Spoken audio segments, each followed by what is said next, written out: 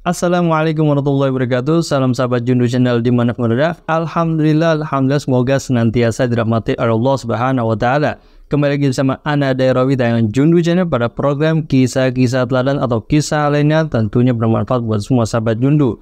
Pada video kali ini Ana akan menceritakan tentang kisah penyerangan Ka'bah oleh tentara Abraha yang konon cerita ini cukup menggetarkan setiap yang mendengarnya.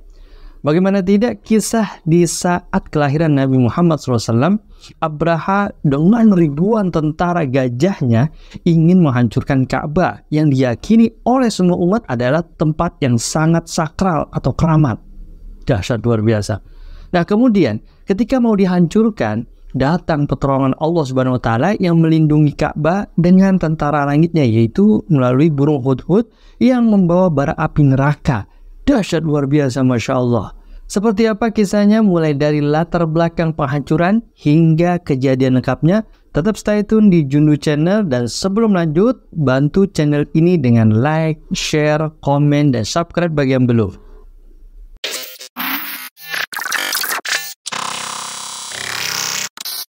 Bismillahirrahmanirrahim. Raja Abraha membangun gereja yang sangat besar dan tinggi yang tidak ada tandingannya di zaman itu. Kemudian dia menulis surat nih kepada Raja Najasyi, wahai raja, sesungguhnya saya telah membangun sebuah gereja yang sedemikian besar yang tidak pernah dibangun oleh seorang raja sebelumnya. Dahsyat luar biasa. Dan saya tidak akan merasa puas sampai orang-orang Arab datang untuk melakukan ibadah haji di tempat itu. Jadi suruh haji di tempatnya yang Raja Abraha bikin ini. Nah jadi ketika orang-orang Arab memperbincangkan surat Abraha kepada Raja Najasyi, maka marah nih seorang lelaki dari Nas'ah, ya, salah seorang Bani Fukaim bin Adi bin banyak batu bin itu sampai kepada bin Kinana bin Huzaimah bin Mudrika bin Nadra. Adapun yang dimaksud dengan Nas'ah, yang perlu ketahui sahabat juga, adalah orang-orang yang menunda bulan-bulan bagi orang Arab di masa jahiliyah saat itu. Mereka itu menghalalkan beberapa bulan haram dan kemudian mereka mengharamkan bulan-bulan halal dengan cara mengakhirkan bulan tersebut. Gitu dah pokoknya. Dalam hal ini Allah Subhanahu wa Ta'ala menurunkan firman-Nya yang artinya sesungguhnya mengundur-undurkan bulan haram itu adalah menambah kekafiran. Disesatkan orang-orang yang kafir dengan mengundur-undurkan itu. Mereka menghalalkannya pada suatu tahun dan mengharamkannya pada tahun yang lainnya, agar mereka dapat menyesuaikan dengan bilangan yang Allah mengharamkannya, maka mereka nih menghalalkan apa yang diharamkan Allah. Jadi disesatin kebalik tuh. Nah setan menjadikan mereka memandang baik perbuatan mereka yang buruk itu, dan Allah SWT tidak memberi petunjuk kepada orang-orang yang kafir. Ini ada surat At-Taubah ayat 37. Sahabat Jundu, dari Ibnu Ishaq berkata, jadi orang pertama yang memperlakukan sistem Nas'ah ini, ya, yang menghalalkan bulan haram dan mengharamkan bulan yang halal, dibalik nih orang-orang ini, nah, pada orang-orang Arab adalah seorang yang bernama Al-Qalam. Nama aslinya adalah Huzaifah bin Abdul Fukaim bin Adi bin Amir bin Sa'labah bin Haris bin Malik bin Kinana bin Huzaimah.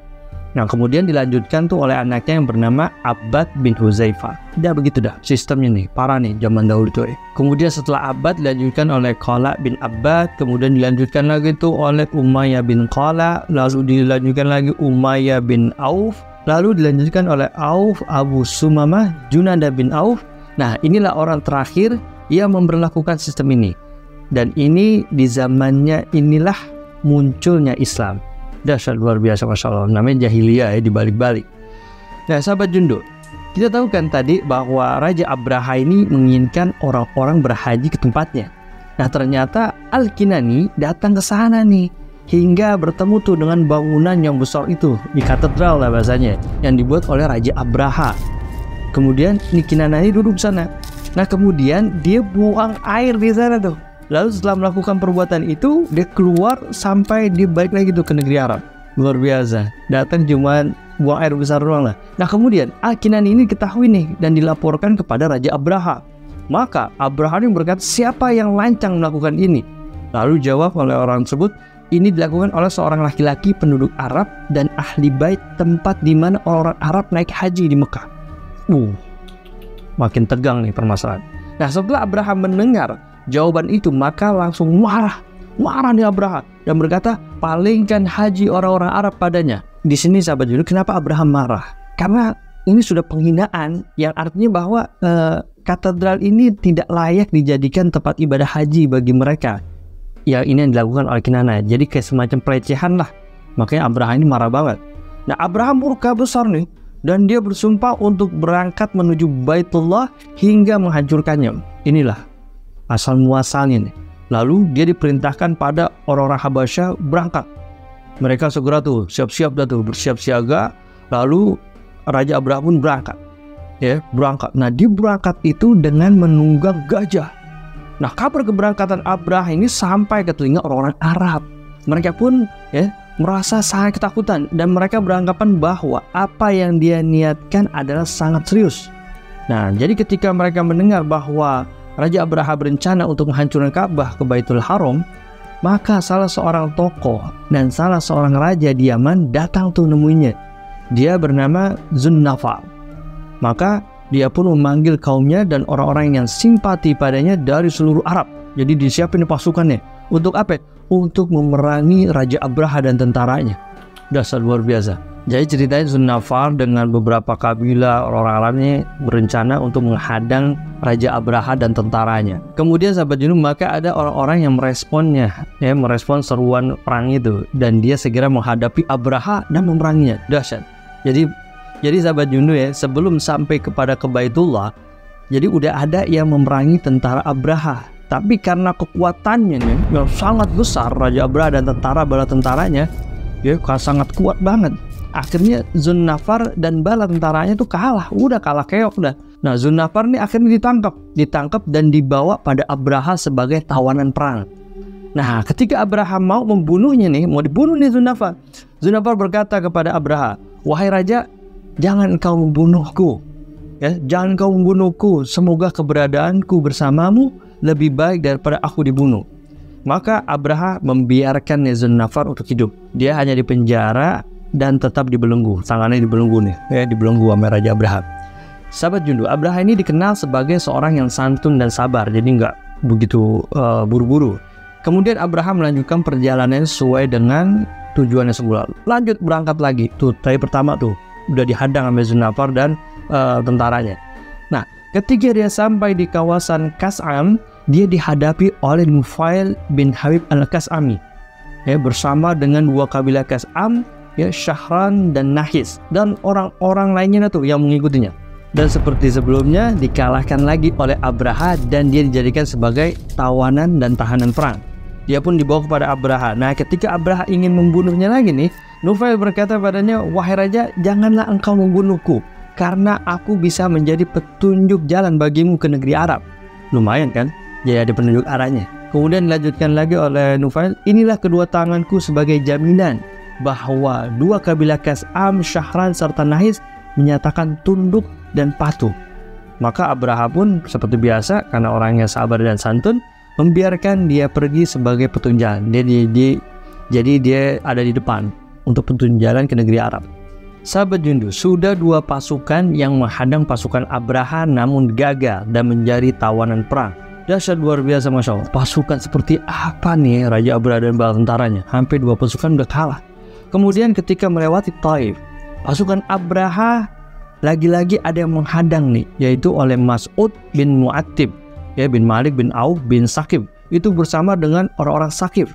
Dan seperti biasa nih, pasukannya kalah juga dan memohon-mohon kepada Raja Abraha, ngomong nih kepada Raja Abraha, karena udah kalah jadi tahanan perang, wahai raja, sesungguhnya kami adalah hambamu, akan mendengar apa yang engkau katakan dan kami akan senantiasa taat. Kami tidak akan pernah ada sengketa, dan rumah kami ini bukanlah rumah yang engkau kehendaki. Maksudnya Al-Lata rumahnya. Ya, sesungguhnya engkau menginginkan rumah yang ada di Mekah. Kami akan segera berangkat denganmu dan akan memberi petunjuk untukmu. Maka Raja Abraha ini akhirnya mengampuni orang-orang tadi itu dan seperti biasa menjadi tahanan perang. Sahabat Jundu, jadi Taif itu kan ada tempat ibadah yang bernama Al-Lata yang tadi Anda sebutkan. Jadi Al-Lata adalah rumah ibadah mereka yang mereka puja-puja dan diagungkan, sama kayak pengagungan mereka terhadap Ka'bah. Begitulah jadinya. Nah, sahabat Jundu, ini udah tiga yang menghadang pasukan Abraha sebelum sampai ke Baitullah. namun gagal semua, malah jadi tawanan perang semua. Sahabat Junduh, ya. Kemudian ketika Abraha tiba di Al-Mughammis, dia ini mengutus seorang lelaki asal Habasyah yang bernama Al-Aswad bin Maksud dengan pasukan berkudanya, hingga tuh dia sampai tuh ke Mekah, ya. Kemudian dia merampas tuh harta orang-orang yang ada di Tihama, diserahkan pada itu semua, baik harta orang-orang Quraisy atau bukan orang-orang Quraisy, dirampok semua, diambil semua, termasuk yang menarik ada 200 ekor unta milik Abdul Muttalib. Abdul Muttalib saat itu udah pimpinan dan pembesar Quraisy. Peristiwa ini mendorong orang-orang Quraisy Kinanah, Huzaifah, orang yang berada di sekitar Baitul Haram itu bermaksud untuk memeranginya. Namun mereka sadar nih, ya, bahwa mereka tuh nggak akan mampu ngelawan tentara daripada tentara Raja Habasyah ini. Akhirnya mereka membiarkannya, ya udah dibiarin dah. Kemudian Abraha ini mengutus Hunata Al-Himyari itu ke Mekah, dan dia berpesan padanya, tanyakan nih siapa pemimpin negeri ini dan orang yang paling dihormati di tanah mereka. Katakan padanya, sungguhnya aku tidak datang untuk memeranginya, aku datang untuk menghancurkan rumah Ka'bah itu.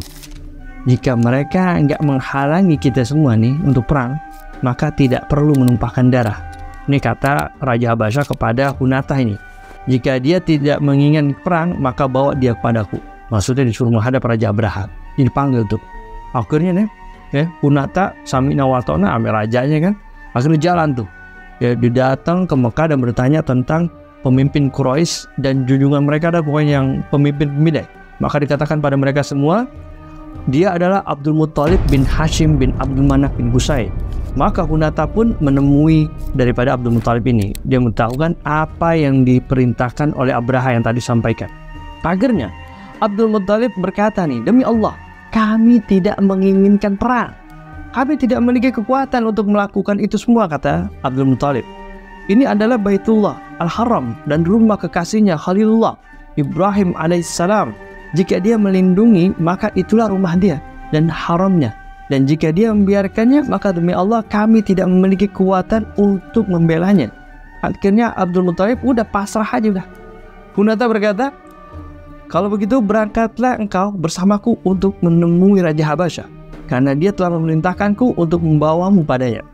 Jadi berangkatnya Abdul Muttalib, jadi nggak sendirian, disertai oleh sebagian anaknya hingga datang ke markas pasukan Abraha. Kemudian dia menanyakan tuh tentang Zunnafar, yang tak lain Zunnafar ini adalah sahabat dekatnya. Hingga kemudian dia datang menemuinya dan mendapatkan dalam keadaan ditahan. Jadi ketika sebelum masuk ke Abraha kan melewati beberapa macam tuh, ya, tawanan-tawanan. Nah, ada ketemu tuh Zunnafar, akhirnya ngomong, bisa gak nih bantuin ana nih, bantuin sesuatu yang telah menimpa kami semua nih. Ya akhirnya Zunnafar jawab nih, ya Rob, apa yang bisa dilakukan oleh seorang tawanan wahai Abdul Muttalib di tangan seorang raja yang setiap pagi dan petang? Udah gak ada bantuan yang bisa saya berikan kepadamu wahai Abdul Muttalib dalam perkara yang menimpa saat ini. Tapi Unais pengendali unta adalah teman dekatku.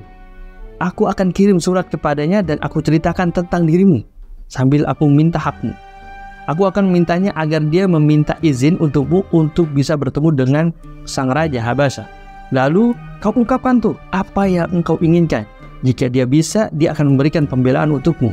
Jika dia mampu melakukannya, ya mudah-mudahan sih Unais bisa nih melakukan untukmu wahai Abdul Muttalib. Ngomong gitu dah.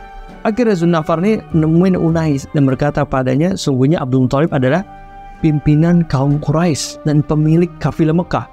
Dia memberikan makanan pada manusia di dataran rendah dan memberikan makanan-makanan pada binatang buas di puncak gunung. Sementara sang raja telah merampas 200 ekor unta darinya. Oleh sebab itulah mintakan izin untuknya agar dia bisa bertemu dengan Raja Abraha serta lakukan pembelaan atas dirinya sesuai kapasitasmu. Unais berkata, akan saya lakukan. Mudah-mudahan bisa nih, kata Unais. Lanjut tuh Unais datang tuh. Unais datang nemuin Raja Abraha. Akhirnya ngomong nih, wahai raja, ini adalah pemimpin Quraisy berada di depan pintumu, minta izin untuk menemuimu. Dia adalah pemimpin kafilah Mekah.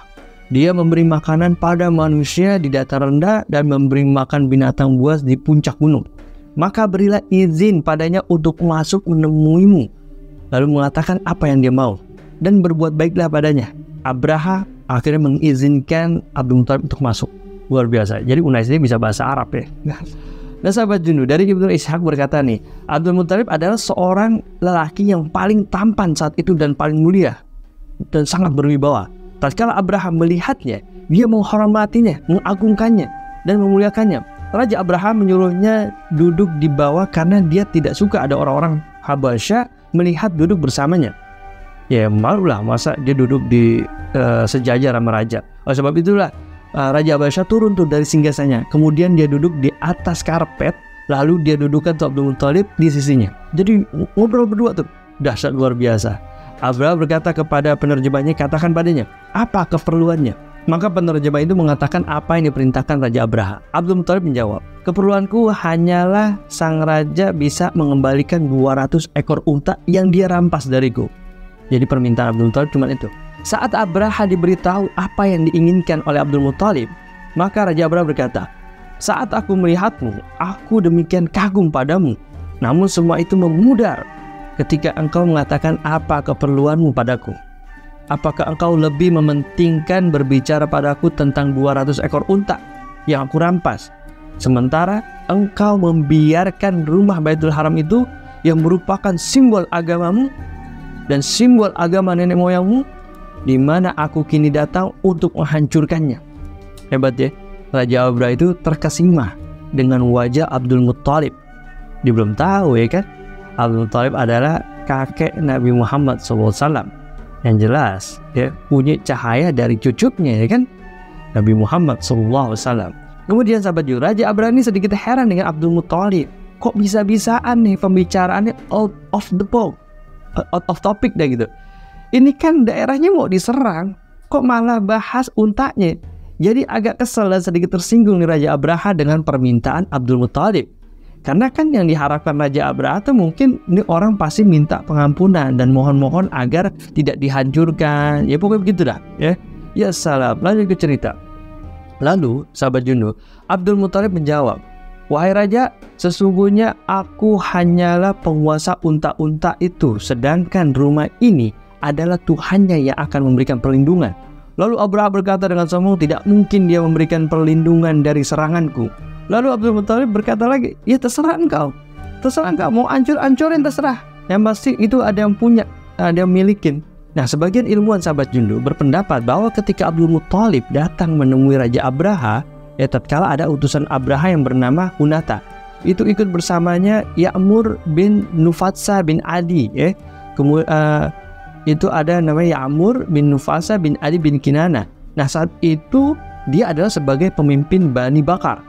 Ikut pula bersama dia juga adalah Khuwailid bin Wasilah al-Huzali. Nah saat itu dia adalah pemimpin Bani Huzail. Nah mereka menawarkan sepertiga dari harta-hartanya, ya kekayaan yang ada di Hama kepada Abraha, tapi dengan syarat dia balik kembali dan tidak menghancurkan Baitullah. Namun ini malah makin ngeledek, itu ditolak semua tawaran mereka tuh, ditolak semua. Orang mau hancurin Ka'bah malah dikasih harta. Banyak kan juga Raja Abraha. Dan qadarullah, kemudian Abraha mengembalikan 200 unta yang dirampasnya kepada Abdul Muthalib. Ya udah menjadi jalannya, udah jalan Allah SWT seperti itu ya kan. Nah sahabat Jundu, ketika mereka meninggalkan Abraha, Abdul Muthalib kembali pada orang-orang Quraisy. Dan beliau pun memberitahukan apa yang terjadi. Dia pun memerintahkan pada seluruh orang-orang Quraisy untuk keluar dari Mekah dan segera berlindung dan bersembunyi di puncak gunung, karena khawatir nih mendapat serangan yang tidak terduga dari pasukan Abraha. Nah setelah itu Abdul Muthalib memegang rantai pintu Ka'bah, lalu bersama beberapa orang Quraisy, para petinggi deh, itu berdoa kepada Allah SWT supaya menghancurkan Abraha dan pasukannya.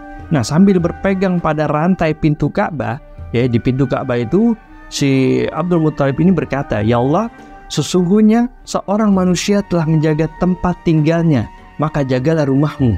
Tak akan pernah menang salib dan kekuatan mereka. Jika kau biarkan mereka dan kiblat kami, maka lakukanlah yang terbaik menurutmu. Jadi sahabatnya Abdul Muthalib ini ya udah pasrah dah sama Allah Subhanahu wa taala. Ya terserah Allah taala dah mau diapain tuh Abraha dan tentaranya, terserah dah, atau Ka'bah itu mau hancur mau enggak. Tapi tetap si harapan daripada Abdul Muthalib ini agar Allah senantiasa menjaga Ka'bah. Kemudian Abdul Muthalib melepas tuh rantai Ka'bah lalu berangkat bersama dengan orang-orang Quraisy menuju puncak gunung. Jalan bareng-bareng semua tuh puncak gunung. Kemudian mereka bersembunyi di sana sambil menunggu apa yang akan dilakukan oleh Abraha.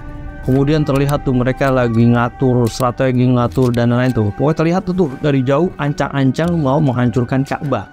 Sahabat Jundu, nama gajah tunggangannya ini adalah Mahmud.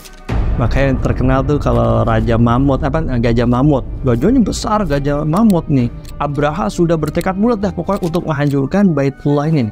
Baru setelah itu kembali ke Yaman. Udah puas ngancurin Ka'bah, dibalik ke Yaman. Maka mereka mengarahkan tuh gajah-gajah itu ke Mekah. Nah, datang nih Nufail bin Habib Al-Khas'am berdiri samping gajah. Kemudian dia memegang kuping gajah ya sambil berkata, "Menderumlah wahai gajah. Menderumlah wahai Mahmud. Atau pulanglah dengan damai ke tempat dari mana engkau berasal. Karena sungguhnya engkau sekarang berada di negeri haram." Kemudian dia melepas tuh kuping gajah tersebut, lalu keluar dan segera berangkat ke gunung, lari Nufail. Kemudian pasukan Abraha pun memukul gajah itu agar berdiri. Namun gajah ini nih nggak mau berdiri. Mereka pun mukul lagi kepalanya dengan menggunakan batang besi yang tajam. Kemudian semacam tongkat, kan kita tahu ya kalau pawang-pawang gajah tuh pakai gituan.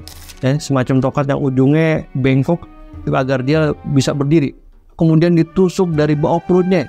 Namun gajah Mamut ini, si gajah tuh nggak mau berdiri juga. Maka mereka pun tuh ngarahin lagi tuh gajah itu ke arah Yaman. Lalu gajah itu bangun sambil lari. Kemudian mereka menghadapkan ke arah Syam. Lari. Nggak jelas nih. Si Mamut gajah itu melakukan hal yang sama. Lalu dihadapkan ke arah timur, sama juga. Dia melakukan hal sama juga. Pokoknya nggak mau ke arah Ka'bah. Dimuter aja tuh, muter. Kembali tuh ngenderung. Pokoknya ngamuk nih Gajah Mahmud ini, ngamuk dan lain-lain. Jadi Mahmud tuh kalau yang terkenal sekarang Gajah Mamut, ternyata namanya Mahmud. Jadi pada saat itu sebenarnya gajah-gajah mereka itu takut untuk menghancurkan Ka'bah. Makanya gajah-gajah itu hilang kendali tuh, bergerak tanpa arah. Walaupun udah ditusuk pahala dan perutnya, kasihan nih. Gajah tahulah yang diserang siapa ya kan. Dan pada saat itu juga Allah Subhanahu wa taala kirimkan pada mereka tuh burung-burung dari laut seperti burung layang-layang, kayak burung walet, kayak burung jalak gitu. Nah, setiap burung ini membawa 3 batu kerikil. 1 batu ditaruh di paruhnya, 2 batu di kakinya kanan kiri. Dan batu-batu itu besarnya seperti kacang. Nah, setiap orang yang terkena lemparan batu itu akan tewas ketika. Namun nggak semua mereka terkena lemparan batu tersebut ya. Jadi ada yang kena, ada yang enggak. Nah, maka mereka semua tuh melarikan diri, mundur ke arah jalan dari mana ia berasal. Pokoknya mundur. Datang yang burung, luar biasa, Masya Allah kejadian itu ya. Mereka semua pasukan tuh mencari Nufail bin Habib untuk memberikan petunjuk jalan ke Yaman. Dikocar-kacir, dia nggak tahu datang ke negeri Mekah, tapi nggak tahu balik ke Yaman gimana ya, karena yang nunjukkan Nufail. Maka mereka pun keluar tuh dan bergelimpangan di jalan-jalan. Mereka mati di setiap tempat lubang besar. Pada berlubang semua di atasnya. Pokoknya serem dah. Pada berlubang semua badannya. Sementara Abraha terkena lemparan batu itu di tubuhnya. Dia ditandu oleh anak buahnya pergi bersama-sama mereka. Namun setiap kali mereka bergerak, jemari-jemarinya itu pada jatuh, pada buntung satu persatu. Setiap kali jemarinya jatuh, selalu dibarengi dengan keluarnya nanah bercampur darah. Nauzubillah. Sampai mereka tiba di San'ah. Nah, sedangkan dia tuh sudah kayak anak burung berlahir tuh, udah ngesot-ngesot. Saat dia meninggal, menurut sebagian riwayat ya, itu badan dan hatinya Raja Abraha itu terpisah. La haula wa quwwata nauzubillah min dzalik. Dari Yaqub bin Utbah telah mengatakan bahwa dia tuh telah mendapatkan berita bahwa pada tahun itulah untuk pertama kalinya penyakit campak dan cacar muncul di tanah Arab. Ya, sebagaimana disebutkan bahwa pada tahun ini, pada tahun itu pula terlihat tuh pohon-pohon yang pahit seperti harmal, hanzal, banyak dah. Jadi baru ada tuh pohon-pohon yang rasanya pahit. Luar biasa ya. Ternyata riwayatnya seperti ini, sahabat Jundu. Kemudian sahabat Jundu, ketika Allah mengutus Nabi Muhammad SAW, beliau seringkali mengingatkan orang-orang Quraisy tentang nikmat Allah yang diberikan pada mereka, yakni dengan memukul mundur tuh orang-orang Habasyah untuk menjaga eksistensi dan keberadaan mereka. Kalau nggak dijaga Allah Ta'ala, habis nih Makkah, habis orang Arab udah semua. Sebagaimana firman Allah Subhanahu wa taala, apakah kamu tidak memperhatikan bagaimana Tuhanmu telah bertindak terhadap tentara bergajah? Bukankah dia telah menjadikan tipu daya mereka untuk menghancurkan Ka'bah? Itu sia-sia. dan dia mengirimkan kepada mereka burung yang berbondong-bondong yang melempari mereka dengan batu yang berasal dari tanah yang terbakar. Lalu Allah SWT menjadikan mereka seperti daun-daun yang dimakan ulat. Ini ada surat Al-Fil ayat 1-5. Ya, alam taro kaifa fa'ala rabbuka bi ashabil fil ya. Antum semua pada hafal lah. Nah, pada ayat lain juga Allah berfirman, karena kebiasaan orang-orang Quraisy, yaitu kebiasaan mereka berpergian pada musim dingin dan musim panas, maka hendaklah mereka menyembah Tuhan pemilik rumah ini, yaitu Ka'bah. Ia telah memberi makanan kepada mereka untuk menghilangkan lapar dan mengamankan mereka dari ketakutan. Ini surat Al-Quraisy ayat 1-4. Sahabat Junduh ya. Jadi yang dimaksud dengan kebiasaan orang-orang Quraisy adalah kebiasaan mereka yang senantiasa berangkat ke Syam. Ngapain tuh berangkat ke Syam? Yaitu untuk berdagang. Dan mereka melakukan tuh 2 kali perjalanan. Perjalanan di musim dingin dan perjalanan di musim panas. Jadi ada 2 musim tuh mereka orang-orang kebiasaan orang Arab tuh berangkat. Dan sebenarnya maksud dari semua ini sahabat Jundu adalah agar tidak ada perubahan pada kondisi mereka. Karena Allah SWT menginginkan kebaikan pada mereka semua jika mereka mau. Tapi sayangnya nih, tahu sendiri kan kisah setelah itu, setelah Nabi Muhammad SAW ada, la haula wala quwata illa billah. Sahabat Jundu, setelah Allah SWT mengusir balik orang-orang Habasyah dari Mekah dan mereka tertimpa apa yang telah menimpa mereka, ya, dari azab yang sangat pedih yang Allah berikan tuh, wah habis tuh semua oleh burung-burung hudhud yang bawa api neraka. Lalu orang-orang Arab itu berkata, orang Quraisy adalah wali-wali Allah. Allah telah berperang demi mereka dan mengusir musuh-musuh mereka. Inilah karomah daripada Abdul Muttalib. Dahsyat luar biasa, Masya Allah. Kemudian sahabat ini informasinya setelah Abraha telah meninggal, itu anaknya bernama Yaksun bin Abraha yang menggantikan tahta kerajaan di Habasyah. Kemudian setelah meninggal lagi tuh Yaksum bin Abraha meninggal, lalu digantikan oleh saudaranya Masruq. Itu yang bernama Masruq. Itu menguasai orang Habasyah yang ada di Yaman. Dahsyat luar biasa, Masya Allah. Kisah daripada penyerangan Ka'bah oleh Raja Abraha dan bala tentaranya dengan gajah-gajah yang besar, yaitu gajah mamut, atau nama aslinya adalah Mahmud. Semoga kisah ini bermanfaat buat semua sahabat Jundu yang menyaksikan dan menjadi wawasan sejarah Islam, serta dapat mengambil hikmah dari kisah yang Anda sampaikan ini. Mudah-mudahan dengan mendengarkan kisah ini kita semua mendapatkan limpahan rahmatnya dan keberkahan. Amin ya rabbal alamin. Ya kan, orang kalau mendengarkan kisah-kisah yang baik, hikmah-hikmah yang apalagi hikmah itu sejarah Islam, sejarah Nabi Muhammad SAW, itu insya Allah dapat keberkahan. Dan bantu channel ini dengan like, comment, share, dan subscribe bagi yang belum. Terima kasih. Dan Ana Derobi, salam Jundu Channel. Assalamualaikum warahmatullahi wabarakatuh.